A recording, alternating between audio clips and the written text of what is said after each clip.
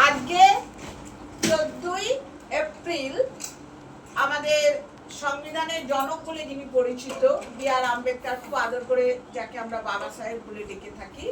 হ্যাঁ, তিনি হচ্ছেন একজন অনগ্রসর শ্রেণীর মানুষ। খুব কষ্ট করে পড়াশোনা করেছিলেন, ভীষণ কষ্ট করে।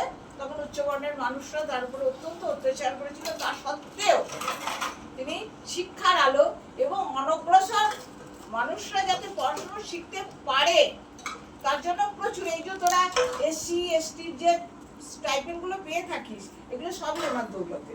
উনি সেটা করে গেছিলেন আর কি। তিনি হচ্ছে সংবিধানের একজন রূপকার বলা হয় আর কি। এছাড়াও তিনি অনগ্রসর মানুষদের জন্য অনেক কিছু তিনি করেছিলেন তার এই জীবন পরিচিতি আর কি।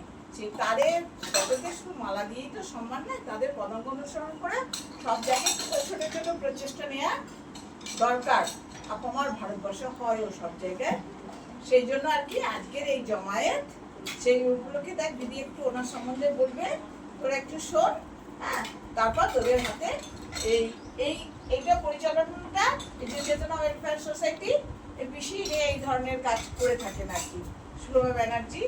আর ওর অনেকে আছেন ওখানে, সেলাই শেখানো হয় স্বনির্ভর করার জন্য গোষ্ঠী।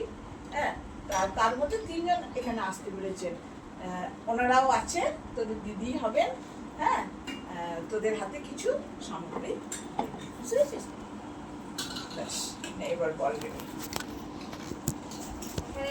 বলেই গেলে তোদেরকে যে আজ কার জন্মদিন, বাবা সাহেব ডক্টর বি.আর. আম্বেদকরের জন্মদিন।